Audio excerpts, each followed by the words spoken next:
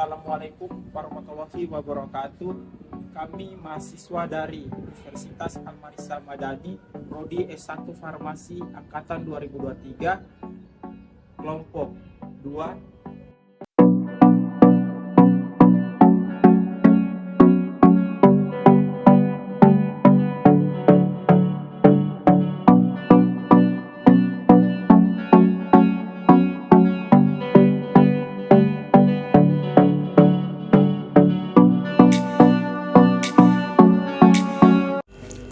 Halo teman-teman, jadi di sini kami akan menjelaskan mengenai ICH Guideline Q1B dan Q1C.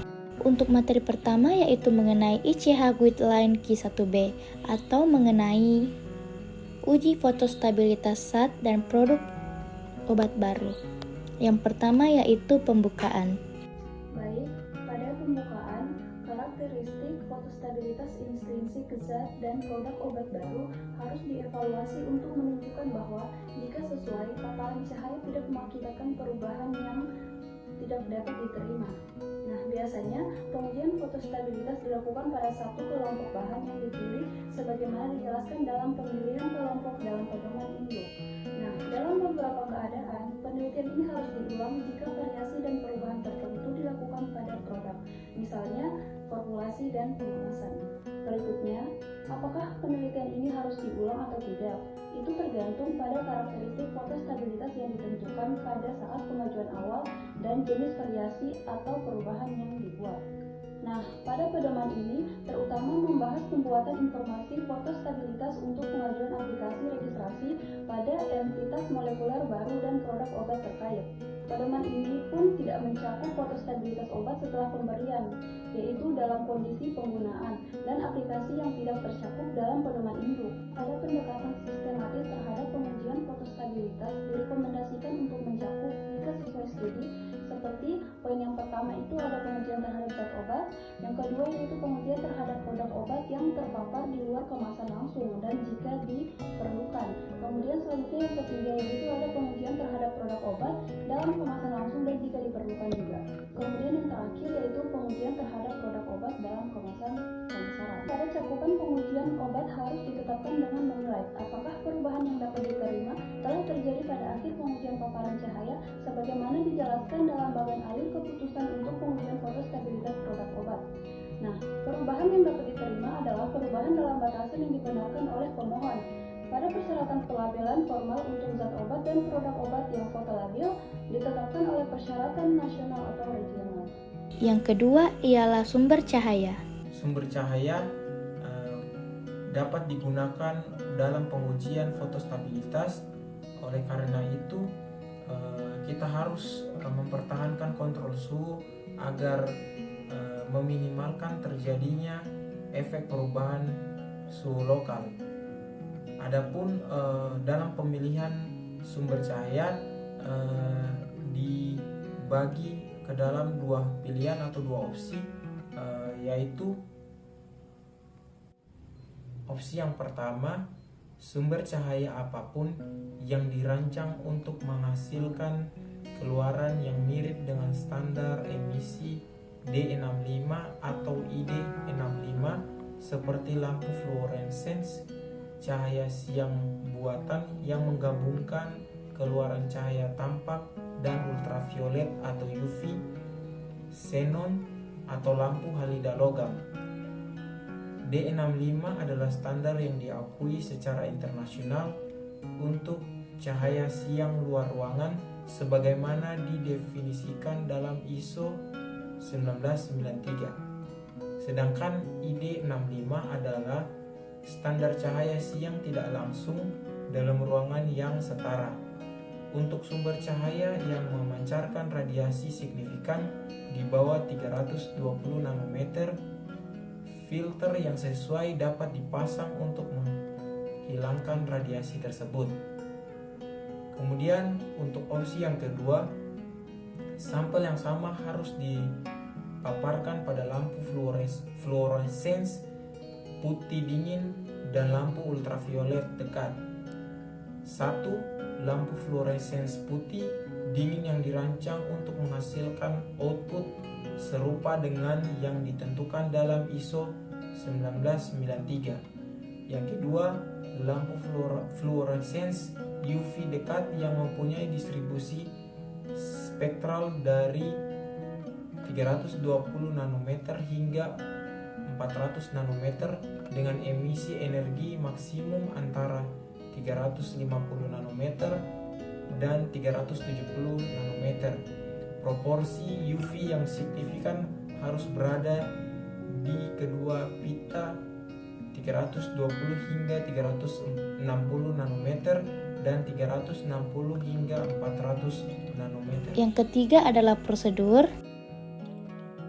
Sampel harus terkena cahaya yang menyediakan pencahayaan keseluruhan tidak kurang dari 1,2 juta jam lux dan energi ultraviolet dan integrasi tidak kurang dari 200 watt jam per meter persegi untuk memungkinkan perbandingan langsung dilakukan antara zat obat dan produk obat. Sampel dapat dipaparkan berdampingan dengan sistem aktinometrik kimia yang tervalidasi untuk memastikan paparan cahaya yang ditentukan atau durasi waktu yang sesuai. Ketika kondisi telah dipantau menggunakan radiometer atau luxmeter yang dikalibrasi. Jika sampel dilindungi, misalnya dibungkus dalam aluminium foil, digunakan sebagai kontrol gelap untuk mengevaluasi kontribusi perubahan yang disebabkan oleh panas terhadap total perubahan yang diamati. Sampel tersebut harus ditempatkan di samping sampel autentik. Mengenai alur keputusan untuk pengujian fotostabilitas produk obat. Adapun tahap pertama yang akan dilakukan yaitu tahap awal. Tahap awal ini meliputi tentang apa saja yang perlu dipersiapkan atau dibekalkan untuk melakukan pengujian fotostabilitas obat. Setelah tahap awal rampung, maka akan dilanjutkan dengan tahap terpapar langsung. Nah, di tahap terpapar langsung ini akan dilihat jika terjadi perubahan yang dapat diterima, maka ujian selesai. Namun jika tidak terdapat perubahan yang dapat diterima, maka akan dilanjutkan ke paket segera. Nah, di paket segera ini juga akan dilakukan pengujian. Jika ada perubahan yang dapat diterima, maka ujian selesai. Namun jika tidak terdapat perubahan yang dapat diterima, maka selanjutnya dilanjutkan ke tahap paket pemasaran. Nah, di paket pemasaran ini juga akan dilihat jika terdapat perubahan yang dapat diterima, maka ujian selesai. Namun jika tidak terdapat perubahan yang dapat diterima, maka akan dilanjutkan ke paket desain ulang ataupun reformulasi. Nah, pada paket desain ulang dan reformulasi ini meliputi perubahan formulasi. Jika terdapat perubahan formulasi, maka akan kembali ke tahap awal, yaitu tahap terpapar langsung. Dan alurnya akan kembali ke tahap awal seperti yang saya jelaskan di awal tadi. Jika dia tidak terdapat perubahan yang dapat diterima, maka ia akan kembali ke paket segera. Dan jika terdapat perubahan yang diterima, maka akan kembali ke tahap paket segera dan kembali teruntut ke bawah. Namun jika tidak terdapat perubahan yang dapat diterima, maka paket akan berakhir di paket pemasaran. Yang keempat ialah zat obat. Saya akan menunjukkan materi dalam kondisi pemaksaan produk komposisi dapat diamati yang tidak mungkin terbentuk dalam kondisi yang digunakan untuk studi konfirmasi. Informasi ini dapat berguna dalam menggabungkan dan memvalidasi metode analisis yang sesuai. Jika dalam praktik telah dibuktikan bahwa produk tersebut tidak terbentuk dalam studi konfirmasi, produk degradasi ini tidak perlu diperiksa. Saya akan menunjukkan materi bukan untuk menyediakan informasi yang diperlukan untuk penanganan pengawasan dan pelabelan. Lihat bagian 1C prosedur dan 2A presentasi untuk informasi tentang desain studi ini.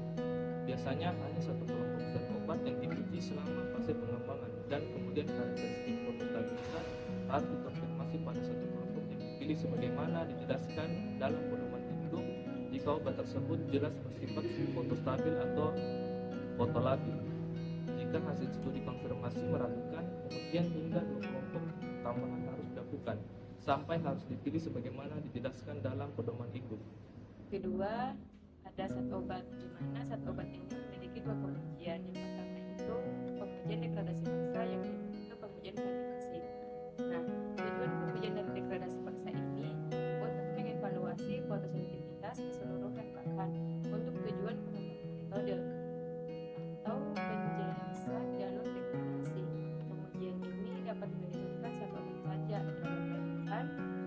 sederhana untuk memvalidasi prosedur analitis. Dalam studi ini, sampel harus berada dalam wadah yang ideal secara kimia dan transparan.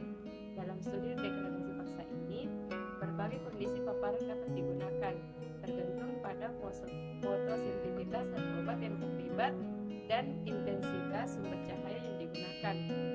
Untuk tujuan pengembangan atau validasi, paparan harus dibatasi dan studi diakhiri jika terjadi dekomposisi yang luas. Untuk bahan yang fotostabil, studi dapat dihentikan setelah tingkat paparan yang sesuai telah digunakan. Desain eksperimen ini diserahkan kepada kebijakan permohonan, meskipun tingkat paparan yang digunakan harus dibenarkan. Yang kelima ialah zat obat bagian penyajian sampel. Pada penyajian sampel, perhatian harus diberikan untuk memastikan bahwa karakteristik fisik sampel yang diuji diperhitungkan dan berbagai upaya harus dilakukan, seperti mendinginkan dan atau menempatkan sampel dalam wadah tertutup. Untuk memastikan bahwa dampak perubahan kondisi fisik seperti sublimasi, penguapan, atau pelelehan dapat diminimalkan. Semua tindakan pencegahan tersebut harus dipilih untuk meminimalkan gangguan terhadap paparan sampel yang diuji. Kemungkinan interaksi antara sampel dan bahan apapun yang digunakan untuk wadah atau perlindungan umum sampel juga harus dipertimbangkan dan dihilangkan jika tidak relevan dengan pengujian yang dilakukan. Nah, sebagai tantangan langsung untuk sampel zat obat padat, sejumlah sampel yang sesuai harus diambil dan ditempatkan dalam wadah kaca atau plastik yang sesuai dan dilindungi dengan penutup transparan yang sesuai juga. Zat obat padat harus disebar. Yang keenam yaitu zat obat bagian analisis sampel. Pada akhir proses pemaparan, sampel harus diuji untuk mengetahui adanya perubahan sifat fisik. Pemeriksaan sifat fisik yang pertama yaitu penampilan dengan mengamati warnanya. Yang kedua, kejernihan. Kejernihan ini ditandai dengan munculnya kekeruhan dan endapan. Ini bisa mengindikasikan terjadinya degradasi. Hal ini untuk memastikan produk yang kita gunakan tetap aman dan efektif setelah terpapar oleh faktor lingkungan seperti cahaya. Yang kedua, pengujian degradasi. Pengujian ini dilakukan dengan metode validasi untuk memastikan akurasi dan konsistensinya. Ini termasuk dalam pengujian fotokimia yang dapat mengevaluasi bagaimana sampel terdegradasi akibat paparan cahaya dan analisis produk degradasi yang mungkin muncul. Ini untuk memahami bagaimana apakah produk ini tetap efektif dan aman untuk digunakan. Karena degradasi fotokimia dapat membentuk produk sampingan yang bisa saja berbahaya. Yang ketiga, homogenisasi, yaitu proses untuk memastikan bahwa semua sampel memiliki karakteristik yang seragam, terutama jika ada ketidakhomogenan pada sampel setelah terpapar. Yang keempat, analisis sampel terpapar harus dilakukan bersamaan dengan analisis sampel terlindungi atau dark control. Hal ini untuk memastikan dan membandingkan bahwa semua perubahan yang terdeteksi pada sampel terpapar bukan disebabkan oleh faktor lain di luar pemaparan yang diuji. Ketujuh ialah zat obat penilaian hasil. Bergantung pada tingkat perubahan, pelabelan dan pengemasan khusus diperlukan untuk mengurangi paparan cahaya. Saat mengevaluasi hasil studi fotostabilitas untuk menentukan apakah perubahan akibat paparan cahaya dapat diterima, maka dari itu penting untuk mempertimbangkan hasil studi fotostabilitas dengan guna untuk memastikan bahwa produk akan berada dalam spesifikasi yang telah diusulkan selama masa penyimpanan. Dan jika produk menunjukkan perubahan yang tidak dapat diterima, maka pencegahan harus diterapkan untuk memastikan bahwa kualitas dan keamanan produk tetap terjaga. Bergantung pada Yang kedelapan ialah produk obat. Produk obat harus dilakukan secara berurutan, dimulai dengan pengujian produk yang terpapar dengan cahaya, kemudian dilanjutkan dengan kemasan primer, setelah itu dilakukan pemasaran. Pengujian harus dilanjutkan hingga hasilnya menunjukkan bahwa produk obat tersebut terlindungi dari paparan cahaya. Produk obat pada umumnya hanya satu batch yang diuji selama fase pengembangan. Kemudian karakteristik fotostabilitas harus dikonfirmasi pada satu batch yang dipilih, sebagaimana yang dijelaskan dalam pedoman. Tujuannya yaitu untuk mengetahui apakah produk obat tersebut stabil atau tidak stabil terhadap cahaya. Apabila pada pengujian tersebut diperoleh hasil yang tidak jelas, maka dilanjutkan dengan uji tambahan batch. Untuk beberapa produk obat yang telah dibuktikan bahwa kemasan primernya tidak dapat terpapar cahaya, contohnya yaitu seperti tub atau aluminium, di mana pengujian ini hanya dilakukan pada produk obat yang terkena paparan cahaya secara langsung. Selanjutnya yang kesembilan yaitu produk obat bagian penyajian sampel. Pada penyajian sampel produk obat, sangat diperlukan perhatian khusus untuk memastikan karakteristik fisik dari sampel yang diuji diperhitungkan dan upaya seperti pendinginan atau penempatan sampel dalam wadah tertutup yang harus dilakukan untuk memastikan bahwa efek dari kondisi fisik dapat diminimalkan seperti sublimasi, penguapan, dan pelelehan. Bila mana memungkinkan saat pengujian sampel, ada beberapa poin penting yang diperhatikan. Yang pertama, karakteristik fisik sampel, yaitu sangat penting untuk mempertimbangkan sifat fisik dari sampel yang diuji seperti suhu, bentuk, dan stabilitasnya, karena perubahan kondisi fisik dapat mempengaruhi hasil dari pengujian. Yang kedua, upaya meminimalkan perubahan. Tindakan seperti pendinginan atau penggunaan wadah tertutup diperlukan untuk mengurangi efek negatif dari sublimasi, penguapan, dan pelelehan pada saat pengujian. Yang ketiga, interaksi antara wadah dan sampel. Sangat penting untuk menjaga interaksi antara sampel dan wadah yang digunakan. Jika interaksi tersebut tidak relevan dengan hasil pengujian, maka hindari untuk memastikan hasil yang lebih valid. Yang keempat, tersajikan dalam kondisi mirip saat obat, yaitu ketika menguji produk obat di luar kemasan primer, sangat penting untuk menyajikannya sedemikian rupa agar mencerminkan yang serupa dengan zat obat yang aslinya. Yang kelima, penggunaan wadah transparan inner, yaitu jika paparan langsung tidak mungkin, penggunaan wadah transparan inner seperti kuarsa dapat melindungi sampel dari oksidasi yang tetap memungkinkan pengujian. Yang keenam yaitu penempatan sampel. Dalam situasi di mana pengujian pada wadah langsung, sangat penting untuk menempatkan sampel secara horizontal atau melintang terhadap sumber cahaya. Yang terakhir, penyesuaian untuk wadah bervolume besar. Saat pengujian wadah besar, mungkin diperlukan penyesuaian tambahan untuk memastikan bahwa kondisi pengujian tetap konsisten dan dapat diandalkan. Yang ke-10 ialah produk obat bagian analisis sampel, yaitu analisis sampel pada produk obat, di mana pada akhir periode paparan dilakukan pemeriksaan sampel untuk mengetahui yang pertama perubahan sifat fisik, misalnya penampilan, kejernihan, atau warna larutan, serta disolusi dan disintegrasi untuk bentuk sediaan seperti kapsul dan lain-lain. Nah, untuk pengujian perubahan sifat fisik dapat dilakukan dengan mengamati penampilan fisik dari produk obat, apakah bentuknya berubah atau tidak, warna larutannya bagaimana, apakah tetap jernih atau berubah menjadi keruh, atau bahkan terdapat endapan dalam larutan tersebut. Kemudian untuk bentuk sediaan padat seperti kapsul dan tablet juga dilakukan pengujian disolusi dan disintegrasi, di mana pengujian disolusi ini untuk mengetahui seberapa cepat dan seberapa banyak zat aktif yang terlarut dalam larutan, dan untuk disintegrasi juga dilakukan untuk mengetahui berapa waktu yang dibutuhkan untuk produk ini larut, apakah ada pengaruh paparan cahaya terhadap proses disolusi dan disintegrasi dari produk obat tersebut. Yang kedua yaitu untuk mengetahui degradasi yang mungkin timbul dari proses degradasi fotokimia.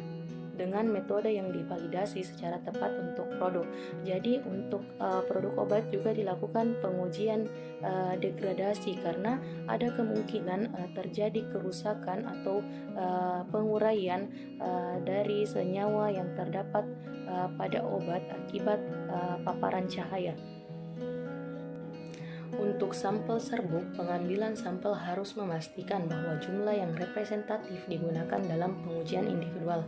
Nah, untuk pengujian sampel serbuk harus dipastikan bahwa sampel yang diambil ini telah mewakili keseluruhan bahan yang akan diuji.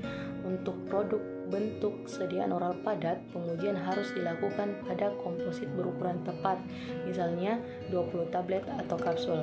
Kemudian pertimbangan pengambilan sampel serupa seperti homogenisasi atau kelarutan seluruh sampel berlaku untuk bahan lain yang mungkin tidak homogen setelah paparan, misalnya krim, salep, suspensi dan lain-lain.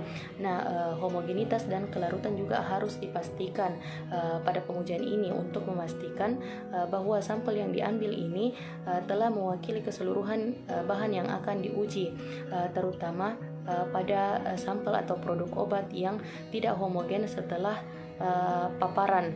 Kemudian analisis sampel yang terpapar harus dilakukan bersamaan dengan analisis sampel terlindung yang digunakan sebagai kontrol gelap jika digunakan dalam pengujian. Nah, kontrol gelap di sini digunakan sebagai perbandingan data untuk mengidentifikasi apakah ada perubahan atau tidak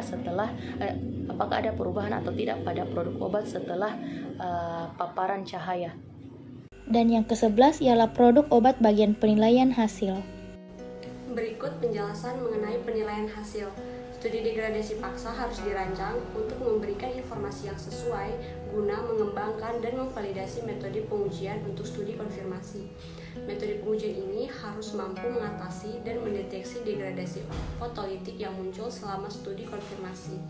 Saat mengevaluasi hasil studi ini, penting untuk menyadari bahwa studi tersebut merupakan bagian dari pengujian stres dan karenanya tidak dirancang untuk menetapkan batasan kualitatif atau kuantitatif untuk perubahan.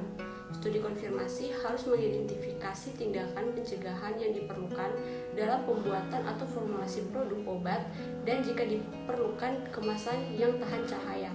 Saat mengevaluasi hasil studi konfirmasi untuk menentukan apakah perubahan akibat paparan cahaya dapat diterima. Penting untuk mempertimbangkan hasil studi stabilitas formal lainnya guna memastikan bahwa obat akan berada dalam batasan yang dibenarkan pada saat penggunaan. Berikut penjelasan mengenai penilaian hasil. Studi degradasi paksa harus dirancang untuk memberikan informasi yang sesuai. Dan yang terakhir yaitu aktinometri kimia kinin. Selanjutnya yaitu mengenai prosedur aktinometri kimia kinin. Jadi aktinometri kimia ini merupakan metode yang digunakan untuk mengukur intensitas cahaya atau radiasi elektromagnetik yang berinteraksi dengan bahan kimia. Tujuan dari penggunaan aktinometri kimia ini yaitu untuk mengukur penyerapan cahaya untuk menentukan seberapa banyak cahaya yang diserap oleh larutan suatu senyawa yang akan memberikan informasi terkait sifat optik dari senyawa tersebut. Pada prosedur aktinometri kimia ini, sampel akan dipaparkan berdampingan dengan sistem aktinometri kimia yang tervalidasi untuk memastikan bahwa diperoleh paparan cahaya yang ditentukan. Jadi teknik ini digunakan untuk mengukur peningkatan serapan seiring dengan waktu pemaparan. Nah, jadi prosedurnya nanti sampel ini akan dipaparkan ke sumber cahaya. Setelah itu akan diukur serapannya, apakah terjadi peningkatan serapan gitu, seiring dengan waktu pemaparan. Nah, pada prosedur aktinometri kimia ini kita akan menggunakan larutan 2% kuinin monohidroklorida dihidrat. Ini kita akan misalkan sebagai sampel AT dengan sebagian larutan yang belum terkena cahaya. Ini kita akan masukkan ke kelompok kontrol atau A0. Jadi kuinin sulfat dihidrat ini merupakan aktinometer kimia yang umum gitu digunakan. Jadi alasan digunakan quinin gitu pada actinometri kimia ini, karena quinin ini adalah senyawa yang memiliki atau mengalami reaksi fotokimia ketika terpapar cahaya. Nah, ini akan membuatnya lebih ideal gitu untuk studi tentang bagaimana cahaya mempengaruhi reaksi kimia. Nah, pada prosedur actinometri kimia quinin ini ada dua opsi. Jadi yang pertama saya akan menjelaskan menjelaskan opsi 1. Nah, pertama kita akan menyiapkan sejumlah larutan monohidroklorida dihidrat 2% bobot per volum. Jika perlu kita bisa melarutkannya dengan cara dipanaskan. Nah, pada opsi 1 ini kita akan membuat dua kelompok. Jadi yang pertama itu kelompok sampel dan yang kedua itu kelompok kontrol. Nah, untuk kelompok sampelnya itu kita akan masukkan 10 ml larutan ke dalam ampul yang tidak berwarna atau transparan yang berukuran 20 ml. Kemudian disegel rapat. Nah, untuk kelompok kontrolnya ini kita masukkan 10 ml larutan ke dalam ampul yang tidak berwarna atau transparan yang berukuran 20 ml, kemudian disegel rapat dan dibungkus dengan aluminium foil untuk melindungi sepenuhnya dari cahaya. Nah, kemudian paparkan antara kelompok sampel dan kelompok kontrol ini ke sumber cahaya selama beberapa jam. Setelah itu kita tentukan absorbansinya, absorbansi dari kelompok sampel dan kelompok kontrol pada panjang gelombang 400 nanometer menggunakan panjang jalur itu 1 cm. Nah, setelah kita tentukan absorbansinya, kita menghitung perubahan absorbansi menggunakan rumus delta T sama dengan hasil absorbansi sampel dikurang dengan hasil absorbansi kelompok kontrol. Nah, paparan cahaya ini harus cukup untuk memastikan bahwa perubahan absorbansinya ini paling sedikit itu nilainya 0,9. Kemudian untuk opsi kedua ini kita akan menggunakan kuvet. Nah, kalau opsi 1 tadi kita menggunakan ampul, untuk opsi kedua kita menggunakan kuvet. Sama seperti opsi 1, opsi 2 juga kita akan membuat dua kelompok. Yang pertama itu kelompok sampel dan yang kedua itu kelompok kontrol. Nah, untuk kelompok sampel ini kita mengisi kuvet 1 cm. Kemudian kalau kelompok kontrol kita mengisi juga kuvet 1 cm, kemudian dibungkus dengan aluminium foil untuk melindungi juga sepenuhnya dari cahaya. Nah, setelah itu paparkan antara kelompok sampel tadi dengan kelompok kontrol ini ke sumber cahaya selama beberapa jam. Setelah itu kita menentukan absorbansinya sampel dengan kelompok kontrol pada panjang gelombang 400 nanometer. Nah, setelah kita menentukan absorbansinya, kita menghitung perubahan absorbansinya menggunakan rumus yang sama, yaitu menggunakan rumus delta T sama dengan hasil absorbansi sampel dikurang hasil absorbansi kontrol. Nah, panjang paparan cahaya ini harus cukup untuk memastikan perubahan absorbansinya. Kalau untuk opsi 2 itu paling sedikit poinnya yaitu 0,5. Kalau untuk opsi 1 tadi paling sedikit itu perubahan absorbansinya itu 0,9. Nah, kalau untuk opsi 2 itu untuk perubahan absorbansinya itu paling sedikit 0,5. Nah, itu penjelasan terkait prosedur actinometri kimia kinin. Nah, yang selanjutnya yaitu mengenai bentuk dan dimensi dari ampul. Nah, bisa diperhatikan pada slide ini bentuk dari sampel dan dimensinya. Nah, untuk melihat lebih jelas mengenai spesifikasi bagaimana bentuk dan dimensi dari ampul, teman-teman bisa melihatnya pada JIS atau Jepang Industri Standar. Itulah tadi materi mengenai ICH Guideline Q1B, selanjutnya yaitu ICH Guideline Q1C atau meliputi pengujian stabilitas bentuk dosis baru. Pada kesempatan kali ini saya akan membawakan materi mengenai stabilitas obat, yaitu pengujian stabilitas untuk produk obat baru.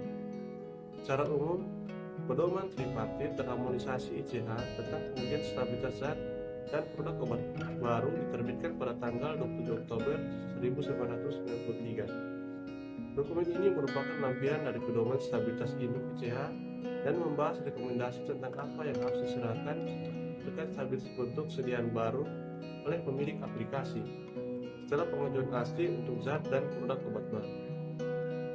Bentuk sediaan baru didefinisikan sebagai suatu produk obat yang merupakan jenis produk farmasi yang berbeda, tetapi mengandung zat aktif yang sama seperti yang terkandung dalam produk obat yang sudah ada dan telah disetujui oleh badan regulasi terkait.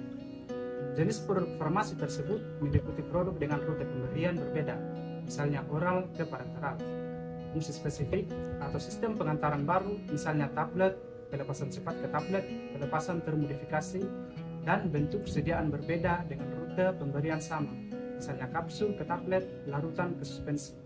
Bentuk sediaan baru, protokol stabilitas untuk bentuk sediaan baru pada prinsipnya harus mengikuti panduan dalam pedoman stabilitas ini. Namun, basis data stabilitas yang diperkecil pada waktu penyerahan, misalnya data akselerasi 6 bulan dan data jangka panjang 6 bulan dari studi yang sedang berlangsung, dapat diterima dalam kasus-kasus tertentu yang dapat dibenarkan.